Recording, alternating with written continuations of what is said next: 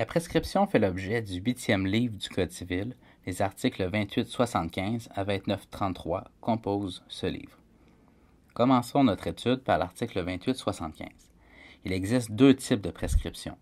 La prescription acquisitive sera étudiée dans vos cours de droit des biens et la prescription extinctive sera étudiée dans cette capsule. Les règles entourant l'interruption et la suspension de la prescription sont toutefois communes aux deux types de prescription, de même que les dispositions générales ainsi que celles entourant la renonciation. Pour les fins de cette capsule, nous travaillerons essentiellement à partir du même exemple. Nous sommes en l'an 0. Votre père vous a prêté 1 000 $ que vous devez lui rembourser en l'an 4. Je vous invite à prendre une feuille et un crayon et à dessiner une ligne du temps car ces dates vont évoluer tout au long de cette capsule. Commençons maintenant notre étude. La prescription extinctive est un moyen d'éteindre un droit par non-usage ou d'opposer une fin de non-recevoir à une action. Dans notre exemple, la prescription s'applique à l'action en remboursement que votre père détient contre vous. Mais avant de pouvoir lui opposer une fin de non-recevoir, on doit tout d'abord connaître quel est le délai de prescription applicable à son action. Précisons avant tout qu'il est impossible de prévoir un délai de prescription différent de celui prévu par la loi. La prescription intéresse l'ordre public. L'action de votre père en remboursement est une action qui tend à faire valoir un droit personnel contre vous. Le délai de prescription est donc de 3 ans. Maintenant que nous connaissons le délai de prescription, nous devons déterminer quel est le point de départ de ce délai. Au même titre qu'une grossesse dure 9 mois, il importe de connaître la date de conception de l'enfant afin de pouvoir déterminer la date de l'accouchement. Dans notre exemple, le droit d'action a pris naissance à l'expiration du terme. En effet, votre père vous a accordé un terme de 4 ans pour le rembourser. Pendant ce temps, la prescription ne court pas contre lui, puisqu'il ne pouvait légalement rien exiger de vous. C'est seulement à partir du moment où il est en droit de vous exiger le remboursement du prêt que le délai de prescription commence à courir contre lui, soit à l'an numéro 4. Ainsi, conformément aux articles 28-80 et 29-25, l'action en remboursement de votre père sera prescrite à l'an 7.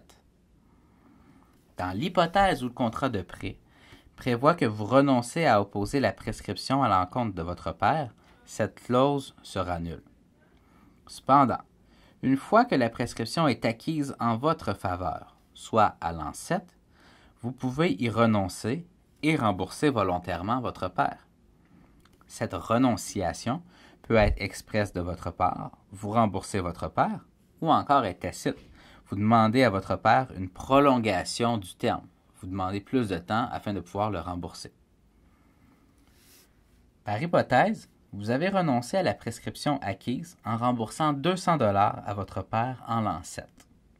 Le délai de prescription de l'action en remboursement pour ce qui est de la balance due recommence à courir aussitôt contre votre père. Ainsi, à l'an 10, son action en remboursement sera à nouveau prescrite. Maintenant que nous avons étudié le délai de prescription ainsi que son point de départ, regardons comment un créancier peut se prémunir contre la prescription qui court contre lui. Deux moyens s'offrent à lui: l'interruption de la prescription et la suspension de la prescription. L'interruption fait repartir le compteur à 0, alors que la suspension permet de faire pause sur le compteur. La prescription peut être interrompue de différentes façons. Tel que je le mentionnais, l'interruption fait repartir le compteur à 0. Cependant, après l'interruption, la prescription recommence à courir. Regardons de quelle façon la prescription peut être interrompue. Premier exemple, le créancier dépose une demande en justice contre le débiteur dans laquelle il exige l'exécution de l'obligation. Par exemple, à l'an 6, votre père dépose une demande en justice afin que vous lui remboursiez les 1 000 $ qu'il vous a prêtés.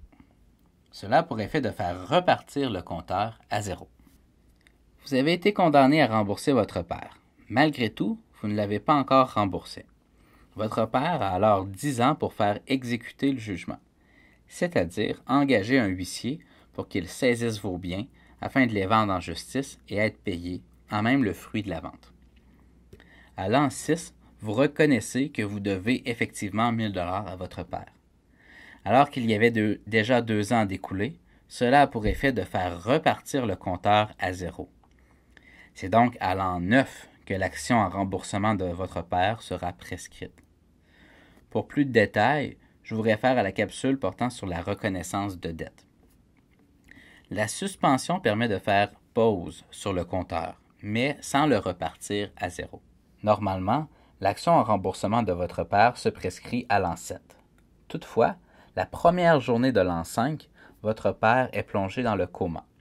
Il sort du coma la première journée de l'an 6.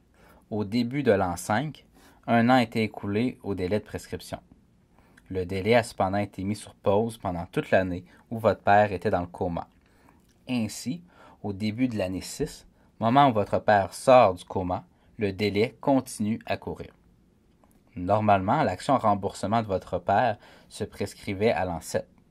Toutefois, en raison de son incapacité d'agir pendant qu'il était dans le coma, son action en remboursement sera prescrite à l'an 8.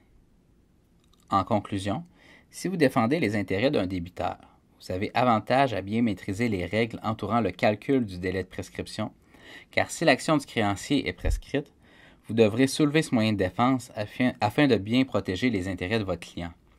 En effet, le tribunal ne pourra pas soulever la prescription du recours si vous ne l'avez pas fait. C'est donc votre rôle de soulever ce moyen de défense lorsque ces conditions d'application sont réunies.